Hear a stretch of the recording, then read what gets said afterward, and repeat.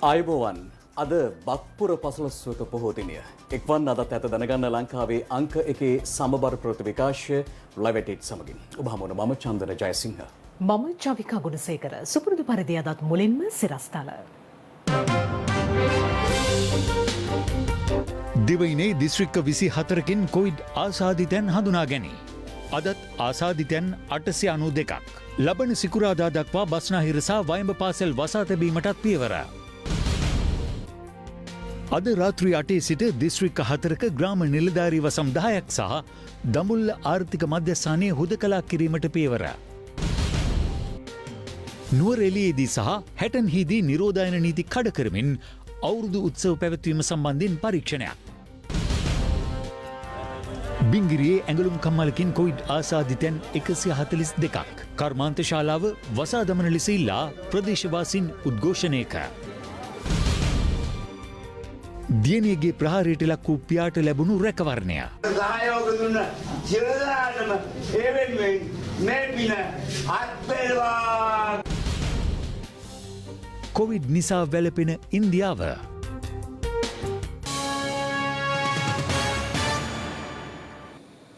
දෙවන වරට ලක්දිවට බුදුරජාණන් වහන්සේ වැඩම කළේ අදවන් බක්පුර පසළොස්වක පොහෝ දිනකයි. ශාසන ඉතිහාසයේ වැදගත් සිදුවීම් රැසක් සිදුවුණු බක්පුර පසළොස්වක පොහොය නිමිති කරගෙන ස්වර්ණවාහිනියද අද උදෑසන සිට අමාදහර ආගමික වැඩසටහන් මාලාව ඔබ වෙත ගෙන එනු ලැබුවේ සේදවත්ත ශ්‍රී නවලෝක විහාරස්ථානයේ සිටයි.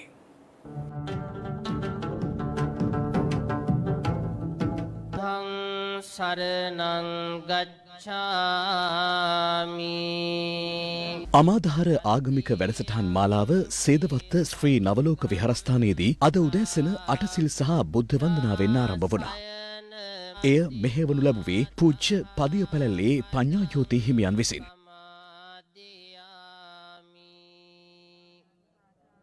සේදවත්ත ශ්‍රී නවලෝක විහාරස්ථානයේ විහාරාධිපතිව වැඩවිසූ අපවත් වී වදාළ පූජ්‍යපාද පන්නල ඥානාලෝක ස්වාමින් වහන්සේගේ ගුණ සිහි කරමින් යතිවර වරුණ විශේෂ ආගමික වැඩසටහන අනතුරුව පැවැත්වුණු අතර ශාස්ත්‍රපති පූජ්‍ය හේන්පොළ සුමන ජෝති හිමියන් විසින් එය මෙහෙවනු ලැබුවා.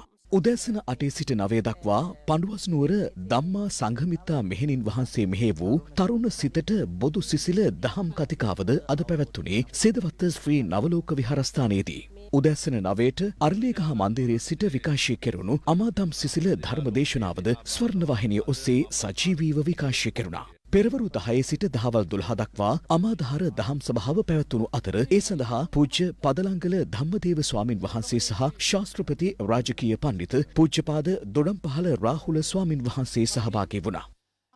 අද සවස 1 සිට 2 දක්වා කාව්‍යමය දහම් දේශනාව පැවැත්වුවේ පූජ්‍ය මහබුලන් කොළමේ ගුණරත්න හිමි සහ පූජ්‍ය වඩුපොළ විමලදස්සේ හිමියන් විසින්. 5:30 සිට 6:30 දක්වා පූජ්‍ය මස්සන්නේ විජිත ස්වාමින් වහන්සේ විසින් පුනර්ජීව ආශිර්වාද සෙත් ශාන්තියද පැවැත්වුවේ සේදවත්ත ශ්‍රී නවලෝක විහාරස්ථානයේ සිටයි. සාදු කියන්න.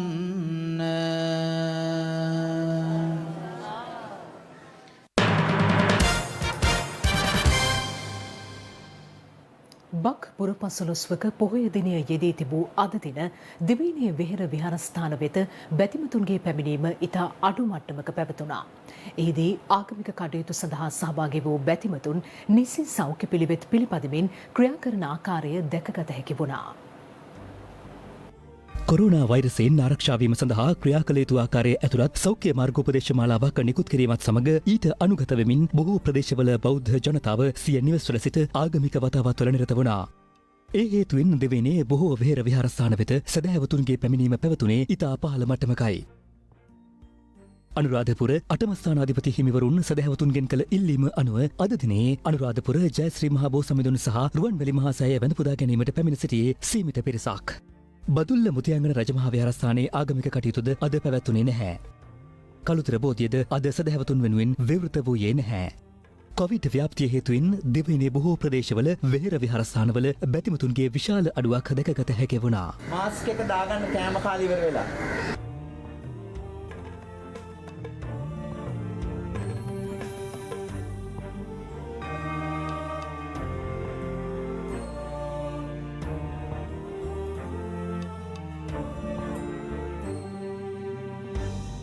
මේ අතර මල්වතු අස්කිරි මහා විහාරස්ථානවල වාර්ෂික උපසම්පදා මහෝත්සව සෞඛ්‍ය මාර්ගෝපදේශවලට අනුගත වෙමින් සිදු කරන බවයි අස්කිරි මහා විහාර පාර්ශවයේ ලේකකාධිකාරී ආචාර්ය පූජ්‍ය මැදගම ධම්මානන්ද හිමියන් සඳහන් කළේ. මෙම වර්ෂයේ වෙසක් පුර 15ක් පොහොය දිනේ සිට සෞඛ්‍ය ආරක්ෂක නියමයන්ට අනුකූලව ඒ අත්‍යවශ්‍යම ඒ පිරිස සහ භික්ෂුන් වහන්සේලා සහභාගී කරවාගෙන අපේ උබේ මහා විහාරය මගින් සිද්ධ කරන ලබන බව දන්වා සිටිනවා.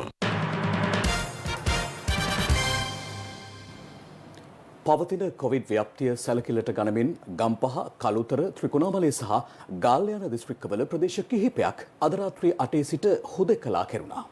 එමෙන්ම බස්නාහිර සහ වයඹ පළාත්වල සියලු පාසල්, පෙර පාසල් සහ පිරිවෙන් අප්‍රේල් මාස 30 වෙනිදා දක්වා වසා තැබීමට රජය පියවරගෙන තිබෙනවා. මේ අතර අදත් මෙරටින් COVID-19 ආසාදිතයින් 892 දෙනෙකු වාර්තා වුණා. COVID-19 රෝගීන් වාර්තාවීම සහ පැතිරයාමේ අවදානම සහිත ප්‍රදේශ ලෙස හඳුනාගත් ගම්පහ දිස්ත්‍රික්කයේ කොටදිනියාව පොලිස් වසමට අයත් පොල්හේන, හීරුළු ගෙදර, කළුවක්ගල යන ග්‍රාම නිලධාරී වසම් සහ මිනුවන්ගොඩ පොලිස් වසමට අයත් අස්වැන්න වත්ත නැගෙනහිර ග්‍රාම නිලධාරී වසම අද රාත්‍රී 8 සිට හුදකලා කෙරුණා. යුද හමුදාපතිවරයා පැවසුවේ කළුතර දිස්ත්‍රික්කයේ මීගහතැන්න පොලිස් වසමට අයත් මිරිස්වත්ත ග්‍රාම නිලධාරී වසම, පැලවත්ත උතුර ග්‍රාම නිලධාරී වසම හා පැලවත්ත නැගෙනහිර ග්‍රාම නිලධාරී වසමද අද රාත්‍රී 8 සිට හුදකලා කළ බවයි. මීට අමතරව ත්‍රිකුණාමල දිස්ත්‍රික්කයේ ත්‍රිකුණාමලේ පොලිස් වසමට අයත් පුම්පුහාර් ග්‍රාම නිලධාරී වසමද අද රාත්‍රී 8 සිට හුදකලා කෙරුණා. මේ අතර දඹුල්ල ආර්ථික මධ්‍යස්ථානයේද අද රාත්‍රී 8 සිට හුදකලා කළ බවයි යුද හමුදාපති ජෙනරල් ශවීන්ද්‍ර සිල්වා මහතා සඳහන් කළේ. මේ අතර ගාල්ල රත්ගම පොලිස් වසමට අයත් ඉඹුල්ගොඩ සහ කටුදම්පේ ග්‍රාම නිලධාරී වසම්ද අද රාත්‍රී 8 සිට හුදකලා කර තිබෙනවා. මේ අතර බස්නාහිර සහ වයඹ පළාත්වල සියලු පාසල්, පෙර පාසල් සහ පිරිවෙන් අප්‍රේල් 30 වනදා දක්වා වසා තැබීමට රජය පියවරගෙන තිබෙනවා. අද පැවති විශේෂ සාකච්ඡාවකින් අනතුරු මෙම තීරණය ගත් බවයි අධ්‍යාපන අමාත්‍ය මහාචාර්ය ජී.එල්. පීරිස් මහතා ප්‍රකාශ කළේ. දිවයිනේ සෙසු ප්‍රදේශවල පාසල්වල පන්ති පැවැත්වීම සම්බන්ධයෙන් කිසිම වෙනසක් නැහැ. ඒ පිළිබඳ වෙනසක් තිබෙනවා නම් අපි වහාම දැනුම් දෙනවා. අපි ඊටමත් ඕනෑකමින් අපේ දෙමව්පියන්ට, දූ දරුවන්ට කියන්න කැමතියි විවෘත කරලා තිබෙන පාසල් තුල සෞඛ්‍ය නිර්දේශ අකුරටම පිළිපැදීම අතිශයින් වැදගත් කියලා. මේ අතර බස්නාහිර සහ වයඹ පළාත්වල සියලු කතෝලික පාසල්ද අප්‍රේල් 30 දක්වා වසා තැබීමට තීරණය කර තිබෙනවා. මෙරටින් ඊයේ COVID-19 ආසාදිතයන් 793 දෙනෙකු වාර්තා වුණා. හම්බන්තොට දිස්ත්‍රික්කයේ හැර සෙසු දිස්ත්‍රික්ක 24න්ම ඊයේ ආසාදිතයන් වාර්තා වී තිබූ අතර ඉන් වැඩිම ආසාදිතයන් සංඛ්‍යාවක් වාර්තා වූයේ කොළඹ දිස්ත්‍රික්කයෙන්. එම සංඛ්‍යාව 226ක්. ගම්පහෙන් ආසාදිතයන් 82 දෙනෙකු සහ කුරුණෑගලින් ආසාදිතයන් 71 දෙනෙකු වාර්තා වී තිබුණා. බිංගිරිය විලවත්ත ප්‍රදේශයේ ඇඟලුම් කර්මාන්ත ශාලාවකින් ආසාදිතයන් 142 දෙනෙකු වාර්තා වී තිබෙනවා. මේ හේතුව නිසා දාල කර්මාන්ත ශාලාව වසා දමන ලෙස ඉල්ලමින් ප්‍රදේශවාසීන් පිරිසක් අද විරෝධය පළ කළා. එම අවස්ථාවේදී ඇති වූයේ උණුසුම්කාරී තත්ත්වයක්.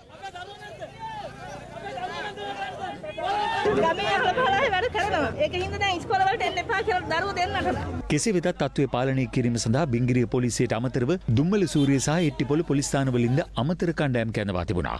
දිවුලපිටිය ප්‍රදේශයෙන් අදත් ආසාදිතයන් 28 දෙනෙකු වාර්තා වී ඇති අතර පසුගිය දින කිහිපය තුළ පමණක් එම ප්‍රදේශයෙන් වාර්තා වී ඇති සමස්ත ආසාදිතයන් සංඛ්‍යාව 242ක්.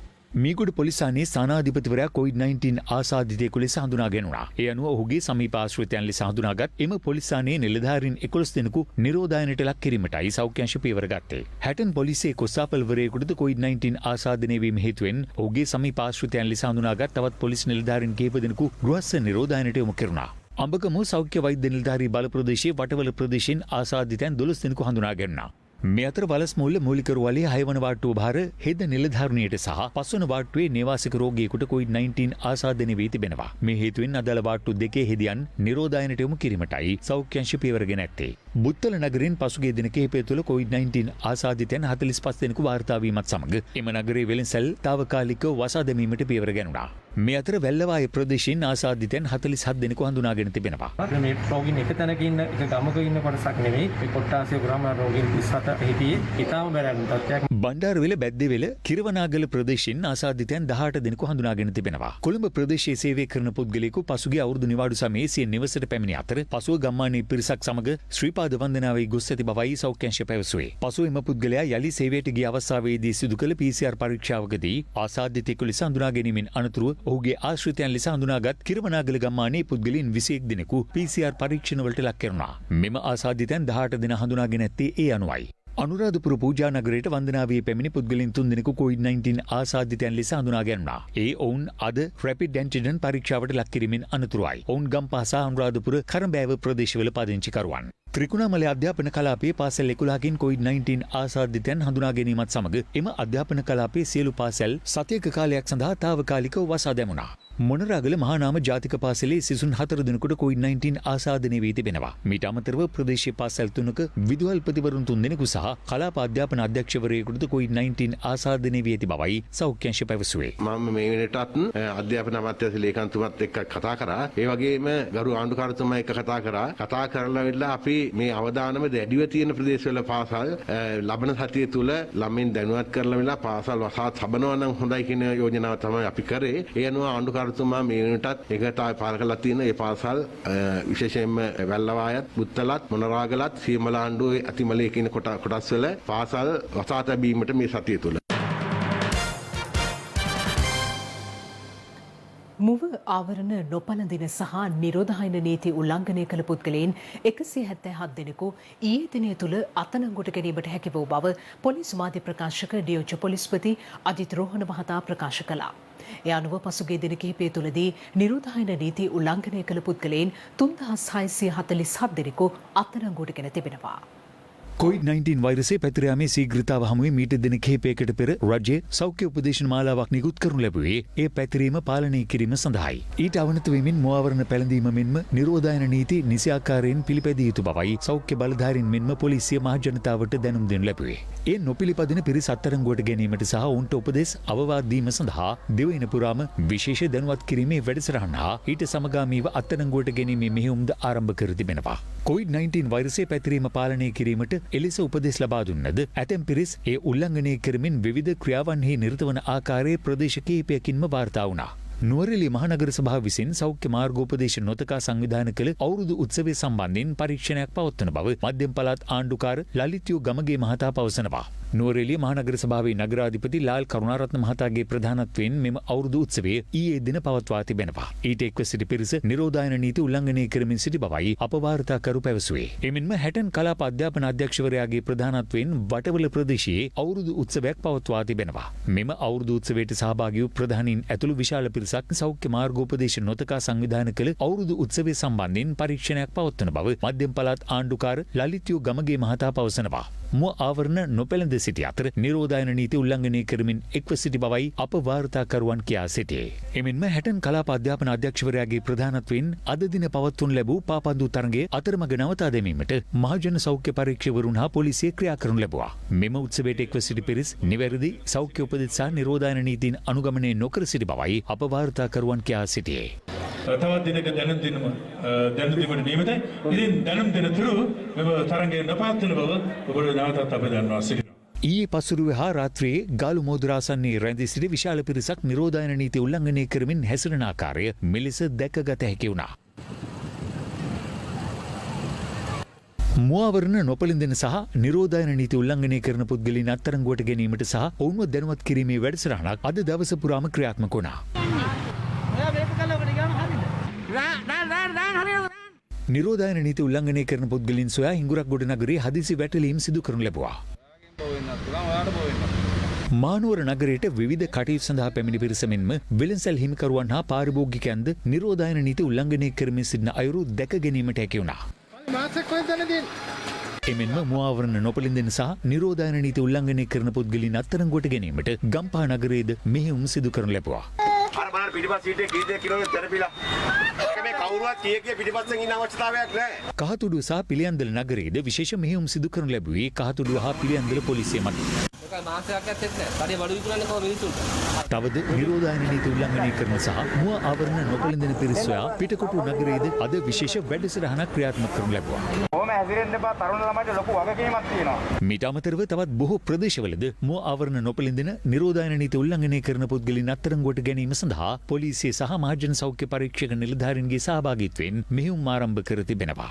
මේ අතර පොලිස් මාධ්‍ය ප්‍රකාශක නියෝජ්‍ය පොලිස්පති අජිත් රෝහණ මහතා ප්‍රකාශ කළේ මුව ආවරණ නොපළඳී සහ නිරෝධායන නීති උල්ලංඝනය කළ පුද්ගලයන් 3647 දෙනෙකු මේ වන විට අත්අඩංගුවට ගෙන ඇති බවයි. ඉන් පුද්ගලයන් 177 දෙනෙකු අත්අඩංගුවට ගෙන තිබෙන්නේ ඊයේ දින සිදු කරනු ලැබූ මෙහෙයුම් වලදී. එම පිරිසගෙන් 134 දෙනෙකු අත්අඩංගුවට ගෙන ඇත්තේ බස්නාහිර පළාත කේන්ද්‍ර කරගෙන සිදු කරනු ලැබූ පරීක්ෂා කිරීම් වලදී.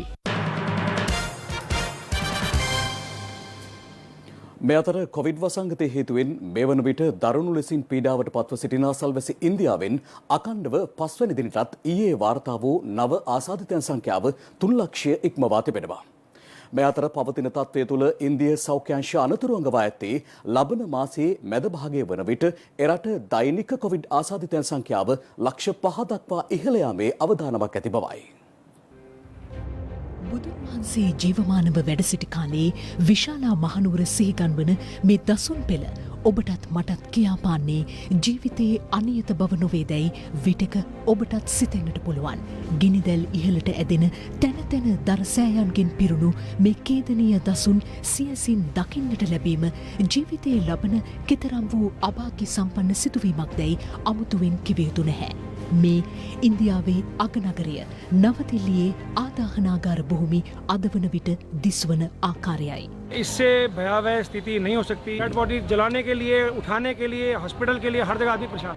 නොසිතු අවස්ථාවක තම ආදරණීයන් දරසෑයක් මත ලෝකයෙන් සමුකන්නා මේ අවාසනාවන්ත මොහොත දකින්නට තරම් ඔවුන්ගේ ඥාතීන් මෙන්ම අපත් අවාසනාවන්ත වී ඇති බව අප සැම සිහියේ තබාගත යුතුයි.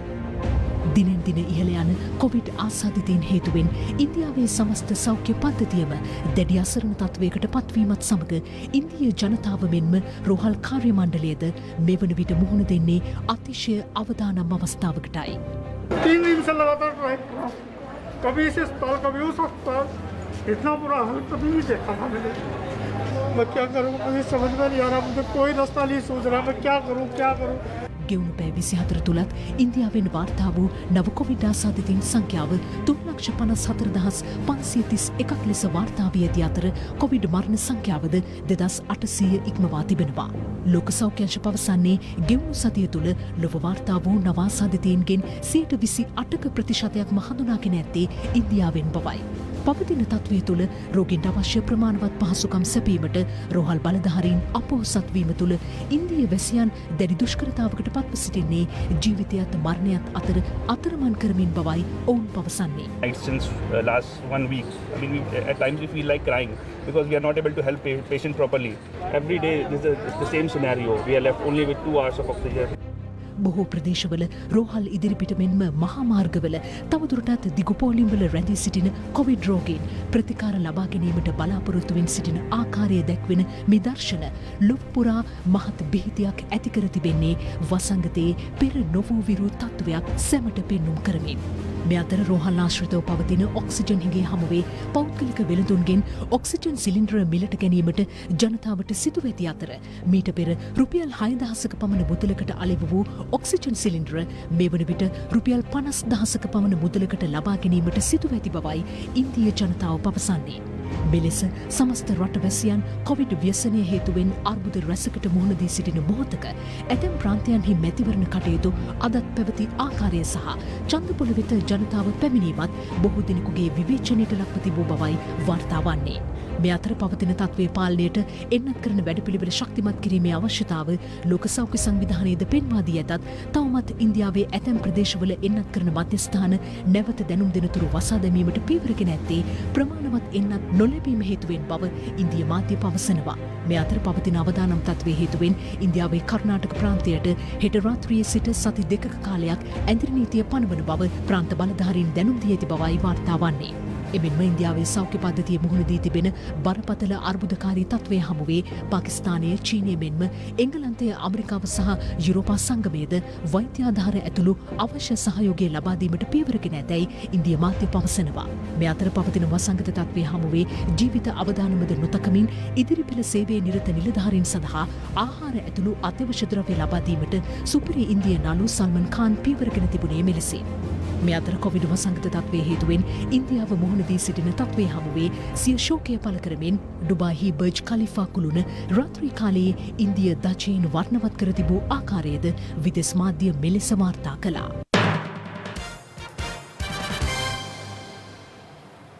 ගම සමග පිළිසඳර පළමු වැඩසටහන පැවැත්වූ බදුල්ල හල්දුමුල්ල වෙලංවිට ගම්මානයේ නිරීක්ෂණ චාරිකාවක අද ජනාධිපති ගෝඨාභය රාජපක්ෂ මහතා නිරත වුණා.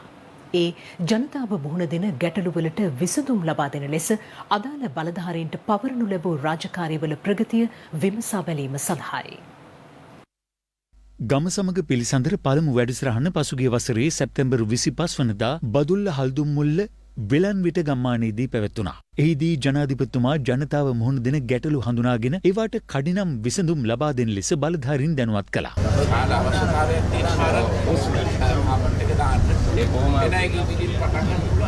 එම විසඳුම්වල ප්‍රගතිය විමසා බැලීම සඳහා ජනාධිපතිතුමා අද හල්දුම්මුල්ල වෙලන්විට ගම්මානයේ නිරීක්ෂණ චාරිකාවකට එක්වුණා.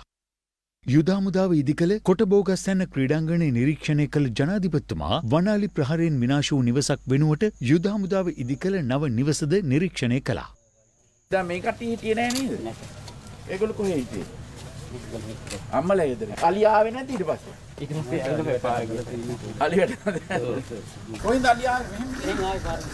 එදා ජනාධිපතිතුමා වෙලන්විට ගම්මානයට පැමිණෙන විට වනාලි ප්‍රහාරයකට ලක්ව සිටිමි පවුලේ තොරතුරු මෙලෙස විමසුවා.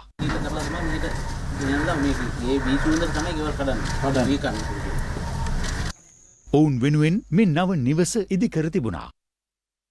වසර දෙකකට ආසන්න කාලයක් අක්‍රියව පැවතුණු වෙලන්විට ගම්මානයේ විදුලි වැටද ප්‍රතිසංස්කරණය කර තිබූ අතර ඒ ජනාධිපතිතුමාගේ නිරීක්ෂණයට ලක් වුණා.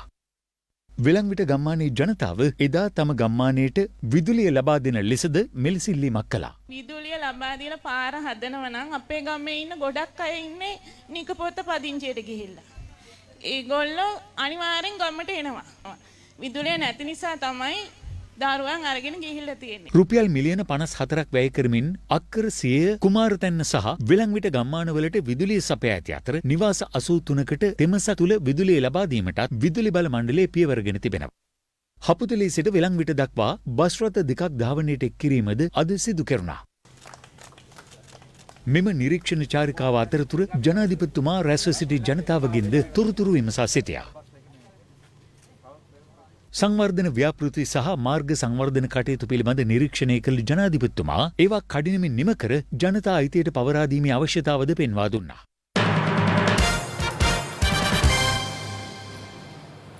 තම රජය ගෝලීය තිරසර සංවර්ධන ඉලක්ක සාක්ෂාත් කර ගැනීම සඳහා දැඩි කැපවීමක නිරතව සිටින බව අග්‍රාමාත්‍ය මහින්ද රාජපක්ෂ මහතා පවසනවා. එක්සත් ජාතීන්ගේ ආසියානු සහ පැසිෆික් ආර්ථික සහ සමාජ කොමිසමේ 77 වැනි සැසිවාරය අමතමින් අග්‍රාමාත්‍යවරයා මේ බව ප්‍රකාශ කළා.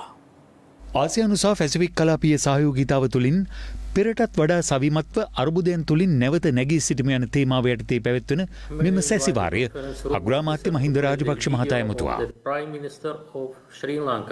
වසංගත තත්ත්වය හමුවේ ආර්ථික සහ සමාජ තත්ත්වය නැවත ගොඩනැගීම සඳහා උපාය මාර්ගික සැලසුම් සකස් කරමින් සිටින කාලවකවානුවක මෙවර සැසියේ තේමාව ඉතා වැදගත් බව මා විශ්වාස කරනවා. පසුගිය කාලේ COVID-19 පැතිරීම පාලනය කිරීමෙන් අපේ රට කැපී පෙනෙන ප්‍රගතියක් අත්කරගත්තා. අපේ රටේ ශක්තිමත් මහජන සෞඛ්‍ය ආරක්ෂක වැඩපිළිවෙලක් තියෙනවා. නිදා සෞඛ්‍ය සේවා පහසුකම් වසංගත තත්ත්වය පාලනය කිරීමට උපකාරී වුණා. මේ වසංගත තත්ත්වය හමුවේ වුණත් ක්ෂේත්‍ර කිහිපයක් ඔස්සේ ආර්ථික ක්‍රියාකාරකම් අඛණ්ඩව පවත්වා ගැනීමට අප ක්‍රියා කළා. සංචාරක ව්‍යාපාරයත් පසුගිය ජනවාරි ඉඳලා අපිට නැවත ආරම්භ කිරීමට හැකි වුණා. ශ්‍රී ලංකා මහ බැංකුව ජනතාවට ණය සහන ලබා දෙමින් වැඩසටහන් රැසක් ක්‍රියාත්මක කළා. මේ වන විටත් අපේ රජය ගෝලීය තිරසර සංවර්ධන ඉලක්ක සාක්ෂාත් කර ගැනීම සඳහා දැඩි කැපවීමක නිරතව සිටිනවා. ඒ සඳහා මගේ නායකත්වයෙන් තිරසර සංවර්ධන ඉලක්ක සාක්ෂාත් කර ගැනීම උදෙසා වූ අන්තර් අමාත්‍ය මෙහෙයුම් කමිටුවක්ද පිහිටුවා තිබෙනවා. Coming sessions, every success. Thank you.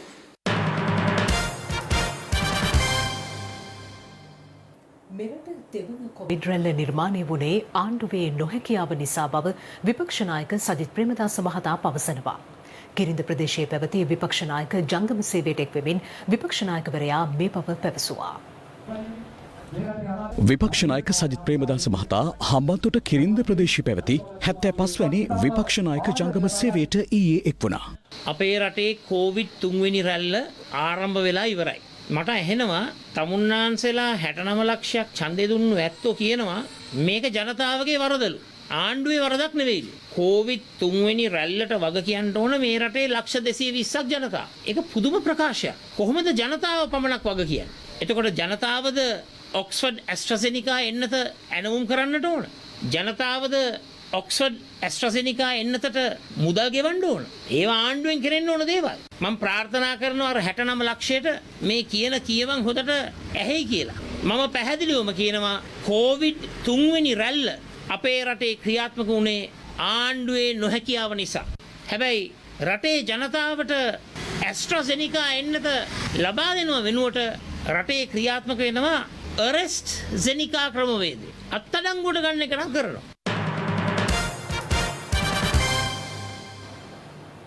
රෝහල්ගතව ප්‍රතිකාර ලබන පාර්ලිමේන්තු මන්ත්‍රී හරින් ප්‍රනාන්දු මහතා අත්අඩංගුවට ගන්නා ලෙස අද අපරාධ පරීක්ෂණ දෙපාර්තමේන්තුවට තවත් පැමිණිල්ලක් ගොනු කෙරුණා.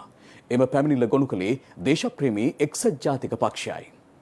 පාස්කු ප්‍රහාරය සම්බන්ධින් හරින් ප්‍රනාන්දු මහතා දන්නා කරුණු ඔහු ඉදිරිපත් නොකරන්නේ නම් ඔහුව අත්අඩංගුවටගෙන එම තොරතුරු හෙළිකර ගන්නා ලෙස ඉල්ලමින් දේශප්‍රේමී එක්සත් ජාතික පක්ෂයේ සමාජිකයන් පිරිසක් අද අපරාධ පරීක්ෂණ දෙපාර්තමේන්තුවට පැමිණිල්ලක් ඉදිරිපත් කළා. අපරාධ පරීක්ෂණ දෙපාර්තමේන්තුවෙන් කැඳවීමක් කරා හරින් ෆර්නෑන්ඩු පාර්ලිමේන්තු මන්ත්‍රීවරයාට මේ රටේ 300ක් වෙච්ච අසරණ මිනිස්සු පල්ලියේදී ඝාතනය වෙච්ච ඒ මහා පාස්කු ප්‍රහාරය නැමැති මහා විශාල විනාශය සම්බන්ධයෙන් දන්න කරුණු ඇවිල්ලා කියන්න කියලා. අද හොරගල් අහුලනවා හරින් ෆර්නෑන්ඩු මන්ත්‍රීතුමා පෞද්ගලික රෝහලකට වෙලා. අපට හරින් ෆර්නෑන්ඩු ඇඳේ හිටියත් එකයි හිරේ හිටියත් එකයි. අපි කියන්නේ එයයිගේ අප්පොච්චි Tamanට කිව්වනම් හැංගිලා ජීවිතේ බේරගන්න කියලා අන්නේ දැන්න සත්‍ය ඇවිල්ලා එලි කරන්න. රෝහල්ගතව ප්‍රතිකාර ලබන හරින් ප්‍රනාන්දු මන්ත්‍රීවරයාගේ සුවදුක් විමසීම සඳහා අදත් සමගි ජනබලවේගයේ මන්ත්‍රීවරුන් ඇතුළු පිරිසක් පැමිණ සිටියා. මේ අතර හරින් ප්‍රනාන්දු මහතා නේවාසික ප්‍රතිකාර ලබන රෝහලට අද අමාත්‍ය නාමල් රාජපක්ෂ මහතාද පැමිණියා. හරින් ප්‍රනාන්දු මන්ත්‍රීතුමා මේකේ ඉන්නේ. මම මේ ලෙඩ බහන ස්පිතාලට ආවේ. ඒක දොස්තර මහත්තයාගෙන් තමයි අහන්න ඕනේ. ලෙඩ බහන ආපුවෙන් අහලා වැඩක් නැහැ නේ. මම ආවේ මේ වෙන යාළුවෙක් බලන්න. ඉතින් ඔබතුමාලාට හරින් ප්‍රනාන්දු මහත්තයා ගැන අහන්න ඕන නම් එතුමාගේ දොස්තර මහත්තයන් ඇහුවොත් හොඳයි. නෑ ඉතින් මං දන්නේ ඇයි එතුමා ස්පිතාලේ ඉන්නේ කියන්නේ ඇයි කියන එක දන්නෙත් නෑ. කොහෙද දේශපාලන පරිගැනීම වෙන්නේ කියලා කියන්න දන්නෙත් නෑ. හැබැයි දෙක පැත්තෙන් කියනවා පාස්කු විරුද්ධ ප්‍රහාර ගැන පරීක්ෂණ කරන්න කියලා. අනිත් පැත්තෙන් පරීක්ෂණ කරනකොට ඒ අයම නමුත් කියනවා. ඒ අයත් නම් කියලා පරීක්ෂණ කටයුතු ක්‍රියාත්මක කරනකොට කියනවා දේශපාලන පරිගැනීම වලදී පැහැදිලිව මහින්ද රාජපක්ෂ මහත්තයා ගොඩබේ රාජපක්ෂ මහත්තයාගේ ආණ්ඩුවේ කිසිසේත් දේශපාලන පරිගැනීමක් නෑ. පාස්කු ඉරිදා ත්‍රස්ස ප්‍රහාරය සම්බන්ධයෙන් තමන්ට ලැබී ඇති තොරතුරු පිළිබඳව සාකච්ඡා කිරීම සඳහා දිනයක් ලබා දෙන ලෙස ඉල්ලා විපක්ෂයේ ප්‍රධාන සංවිධායක පාර්ලිමේන්තු මන්ත්‍රී ලක්ෂ්මන් කිරියල්ල මහතා අද කතෝලික රදගුරු සමුළුව වෙත ලිපියක් යොමු කළා. කතෝලික දේවස්ථාන කිහිපයක පියතුමල්ලා සහ කන්‍යා සෝහිරයන් පිරිසක් සමග සමගි ජනබලවේගයේ නියෝජිතයන් පිරිසක් පාස්කු දින ප්‍රහාරය සම්බන්ධයෙන් අද සාකච්ඡාවක්ද පැවැතුවා. මේ අතර හරින් ප්‍රනාන්දු මහතා රෝහල්ගත වීම සම්බන්ධයෙන් අදත් පක්ෂ විපක්ෂ දේශපාලනඥයින් අදහස් පළ කළා. අපි දන්නවා හරින් ප්‍රනාන්දු ඇමතිවරයා දැන් අත්අඩංගුවට ගන්න. ඔබේ රටේ නීතිය අනුව පාර්ලිමේන්තු සම්ප්‍රදාය අනුව පාර්ලිමේන්තුව තුල යම් ප්‍රකාශයක් සිද්ධ වෙනවා නම් එහිට විරුද්ධව කිසිම පොලිසියක කොතනකවත් පැමිණිල්ලක් කරන්න බෑ. පැමිණිල්ලක් බාර ගන්න බෑ. හරින්ට විරුද්ධව CIDට පැමිණිල්ල දාපු മന്ത്രിවරු කණ්ඩායම මෙහෙව්ව මම හරින් ප්‍රනාන්දුට මම තාම අභියෝගය කරනවා. ඔබ දන්න තොරතුරු ඇවිල්ලා කියන්න. පැමිණිල්ලක් දැම්ම බඩේ දැවිල්ලා හැදලා ඉස්පිරිතාලේ ලගලා හරියන්නේ හරින්. හරින් ෆර්නෑන්ඩු වෙනුවෙන් රටේ නීතිය අනුව අපි සහන බලාපොරොත්තු වෙනවා. හරින් ෆර්නෑන්ඩු වෙනුවෙන් මේ රටේ ආණ්ඩුක ව්‍යවස්ථාවෙන් සහතික කරලා තියෙන අයිතිවාසිකම් තහවුරු කරගෙන අපි අපේක්ෂා කරනවා. හරින්ව තනි කරන්නේ නැහැ. හරින් එක්ක අපි ඔක්කොම එකට ඉන්නවා. තොරතුරු දැනගන්න යම් කෙනෙක් අත්අඩංගුවට ගත යුතු නම් වහාම ඒ දේ කළ යුතුයි. ඉතින් ඒක ප්‍රජාතන්ත්‍රවාදී සමාජය තුල කාටවත් ඒක ප්‍රතික්ෂේප කරන්න පුළුවන් කමක් නැහැ.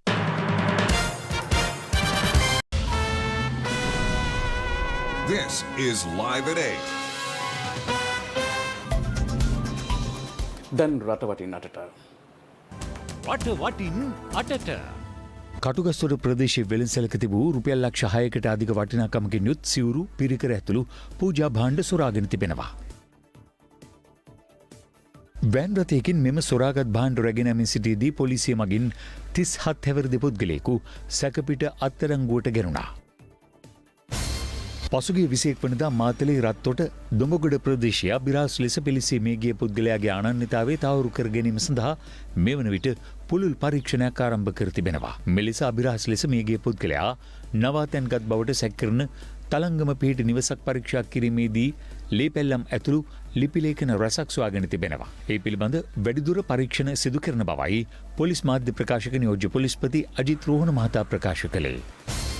ප්‍රවීණ සූපවේදී ආචාර්ය පබ්ලි සිල්වා මහතා විසින් සූපවේදය පිළිබඳ රචිත ග්‍රන්ථ 3ක් දුරට වැඩීමේ උත්සවය අධ්‍යාපන අමාත්‍ය මහාචාර්ය ජී.එල්. පීරිස් මහතාගේ ප්‍රධානත්වයෙන් කොළඹ බණ්ඩාරනායක අනුස්මරණ සම්මන්ත්‍රණ ශාලාවේදී පැවැත්වුණා.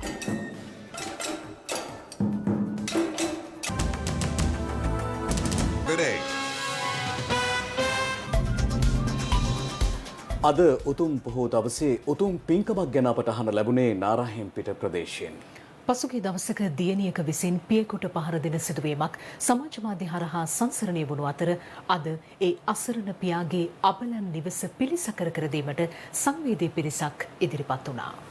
තමන්ගේම පියාට දියණියක විසින් ඉදලකින් පහර දෙන මෙම සිදුවීම පසුගිය දවසක සමාජ මාධ්‍ය ඔස්සේ ප්‍රචාරය වීමත් සමග සංවේදී පුද්ගලින් ඒ ගැන කම්පා වුණා. ඒ අවාසනාවන්ත සිදුවීමත් එක්ක අසරණ වුණු සිරිසේන කොඩිකාර ආදරණීය පියාගේ නාරහෙන්පිට දාබරේ මාවතේ ඇති ගරා වැටුණු නිවස පිළිසකර කර දෙන්නට ප්‍රදේශවාසීන් අද එකතු වුණා.